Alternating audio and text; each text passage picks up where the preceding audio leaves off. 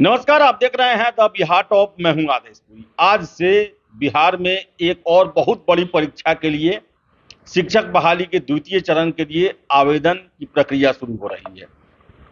आपको पता होगा कि 14 तारीख तक जो है रजिस्ट्रेशन कराना है, फीस जमा करना है और 25 नवंबर तक फॉर्म अंतिम रूप से फिलअप कर देना है। बता दें आपको कि लगभग 70,000 के आसपास सीटें हैं और बहुत बड़ी बहाली कहा जाए तो बिहार कीर्तिमान बनाते जा रहा है शिक्षक बहाली में। और बीपीएससी काफी सफलतापूर्वक और अच्छे तरीके से इन परीक्षाओं को निपटा भी रही है। आशा करेंगे कि ये भी परीक्षा जो है अच्छे तरीके से, पारदर्शी तरीके से, समय से पूरी हो। लेकिन बताएं कि कुछ प्रश्न जो है वो छात्रों के ही हैं, जो कि प्रावधानों को लेकर है। प्रावधान ये है कि नियोजित शिक्षक इस परीक्षा में शामिल हो सकते हैं, ऐसा कहा गया है।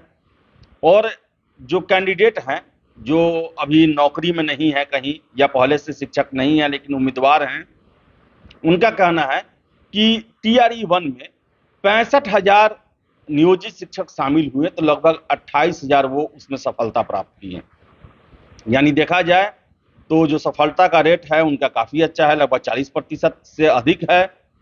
ऐसे में इस बार आपको बताएं कि लगभग जितने भी नियोजित शिक्षक हैं जो टीआरई 1 में नहीं सेलेक्ट हो पाए या फिर फॉर्म नहीं डाले, बहिष्कार किए, कहा जा रहा है कि मैक्सिमम नियोजित शिक्षक इस बार फॉर्म डालेंगे।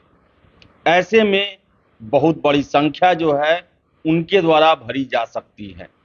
तो ऐसे में बहुत सारे जो फ्रेश कैंडिडेट हैं उनका कहना है कि आखिर हम लोग का उम्मीदवारी जो है वो काफी कम रह जाएगा। अगर वो पिछले ही टीआरई 1 की तरह सफलता प्राप्त करते हैं तो आप सोच सकते हैं कि अगर 1.5-2 लाख के आसपास और नियोजित शिक्षक इसमें फॉर्म डालते हैं तो कितना कंपटीशन बढ़ेगा, प्लस उनका परफॉर्मेंस रेट अच्छा है। आपको बताएं कि पहले पहले जब नियोजित शिक्षक और ये नई शिक्षक नियमावली आई तो छात्र ही कहते थे कि नियोजित शिक्षक योग्य नहीं, लेकिन जब रिजल्ट आया, उनका परफॉर्मेंस हुआ, तो यही कैंडिडेट मांग करने लगे कि नियोजित शिक्षकों को बाहर किया जाए, उन्हें इसमें मौका ना दिया जाए, पहले से जॉब में है। तो नियोजित शिक्षक जो है वो सिद्ध किए हैं कि उनमें योग्यता है, कंपटीशन फेस करने की क्षमता है। और यही बातें फिर उठ के आ रही हैं कि अगर वो इस परीक्षा में भी शामिल होंगे तो इसमें भी बड़ी संख्या में वो कामयाब होंगे। तो इतनी बड़ी बहाली देने का मतलब आखिर क्या होता है?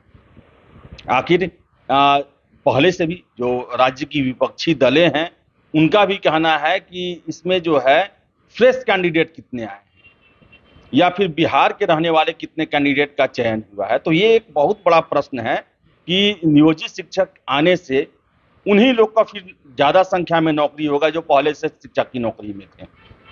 फिर से दूसरा प्रश्न, छात्रों ने कुछ फोन किया कि आखिर इतने नियम क्यों बदले जा रहे हैं। अभी कुछ महीने पहले ही एक परीक्षा हुआ और दूसरा परीक्षा आया, इसमें बहुत सारा नियम जो है बदला गया है। जैसे कि भाषा का पेपर हटा दिया गया, अब उसे जो है एक ही पेपर में सम्मिलित कर दिया गया है। क्वेश्चन की संख्या कम कर दी गई है। छात्रों का कहना है कि 100 में 30 अंक लाना ज्यादा आसान है 30 में 9 अंक लाने के मुकाबले।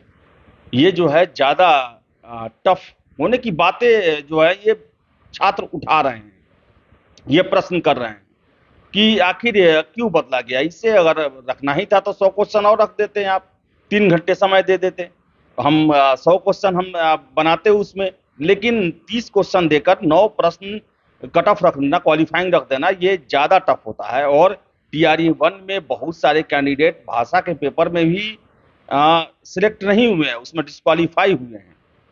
इसके अलावा बता दें आपको हम कि जो अपीयरिंग कैंडिडेट का मुद्दा है, अपीयरिंग कैंडिडेट को लेकर भी छात्रों का कहना है कि टीआरई 1 में अपीयरिंग कैंडिडेट्स को मौका दिया गया, इसमें नहीं दिया गया।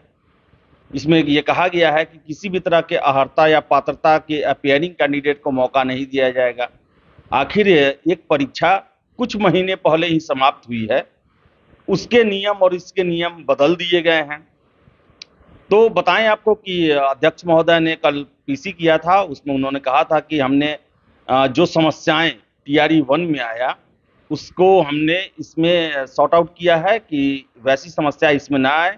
लेकिन प्रश्न जो है वो छात्रों के बीच से उठ रहे हैं, जो कि नियोजित शिक्षक से संबंधित है। तो आपको बता दें कि ये आयोग के अधिकार क्षेत्र में नहीं है कि वो किसे मान्य करे, किसे अमान्य करे। कुछ नियम जो है वो सरकार के द्वारा बनाए गए हैं, जैसे डोमिसाइल को लेकर डोमिसाइल समाप्त कर दिया गया है, इसमें कहीं के भी कैंडिडेट अप्लाई कर सकते हैं, ये सरकार का फैसला है। वही बताएं, नियोजित शिक्षकों को लेकर भी सरकार का ही फैसला है कि नियोजित शिक्षक भी इस परीक्षा के माध्यम से राज्यकर्मी का दर्जा वाला शिक्षक बन सकते हैं, बीपीएससी क्वालिफाइड शिक्षक बन सकते हैं। तो बता दें आपको कि ये 2-3 मुद्दे हैं जो कि छात्र हमें फ़ोन किए हैं। उनका कहना है कि ये सब प्रश्न जो हैं वो उठते हैं कि आखिर इस बहाली में भी नए फ्रेश जो बेरोजगार युवा हैं उनको कितने लोगों को नौकरी मिलेगा। आपको बता दें कि कुछ छात्र ये भी फ़ोन करके कह रहे हैं कि जैसे एक कैंडिडेट के लिए एक ही प्रविष्टि है, यानी कि एक ही वो विषय, एक ही वर्ग संवर्ग के लिए अप्लाई कर सकते हैं। जैसे कि म्यूजिक के छात्र का कहना था कि मैंने जो है म्यूजिक में प्रभाकर जो बीए का डिग्री होता है, भास्कर जो एमए का डिग्री होता है, ये दोनों मैंने किया है। लेकिन जब अप्लाई करने के लिए जब उसका प्रविष्टि खोला जा रहा है तो उसमें एक ही आ रहा है। तो उनका कहना है कि टीआरई 1 में जो है वो एक कैंडिडेट अगर तीनों के लिए अर्हता रखता है तो तीनों में, यानी कि प्राइमरी, माध्यमिक और उच्च माध्यमिक तीनों में अप्लाई कर सकता था। लेकिन ऐसा इसमें अभी नहीं हो रहा है। ऐसा इसमें एक प्रविष्टि में एक ही जो वर्ग है उनके लिए आ रहा है, यानी कि 6 से 8 आप पढ़ सकते हैं, तो 11 से 12 में उनका कहना है कि ऐसा नहीं हो पा रहा है उस विषय से। तो आशा है कि इस पर ज़रूर स्पष्टीकरण होगा। छात्रों की जो समस्या है उस पर आयोग के द्वारा हमेशा पहल किया गया है और आगे भी पहल किया जाएगा। और छात्र जो हैं वो कुछ प्रश्न पूछ रहे हैं कि आखिर इतने नियम क्यों बदले जा रहे हैं जल्दी-जल्दी, और परीक्षा जो है वो बहुत जल्दी में भी हो रहा है। तो बता दें कि ये बातें हैं और देखिए आगे क्या होता है। और आज से फॉर्म भरने का सिलसिला जो है वो शुरू होगा। तो जितने भी कैंडिडेट हैं फॉर्म को काफ़ी सावधानी से भरें, अपने आँखों के सामने बैठकर साइबर कैफ़े में फिल अप करवाएँ। और कोई भी डॉक्यूमेंट्स या कोई भी चीज़ अगर आप डालते हैं तो आप एकदम क्लियर डालें, कोई भी लेकिन नहीं लगाएँ, क्योंकि बता दें आपको इस बार काफ़ी कम समय है फॉर्म डालने का भी और परीक्षा भी काफ़ी कम समय में ही दिया जा रहा है। तो ऐसे में अगर आप कोई गलती करेंगे तो उसका सुधरने का चांसेस जो है वो न के बराबर है। तो इसलिए फॉर्म फिलअप करते समय हर एक चीज़ को आप कन्फर्म करें और किसी भी तरह का गलती करने का गुंजाइश आप ना छोड़ें। तो फिलहाल इस वीडियो में इतना ही। वीडियो पसंद आया लाइक शेयर करें, हमारे चैनल द बिहार टॉप को सब्सक्राइब जरूर कर लें।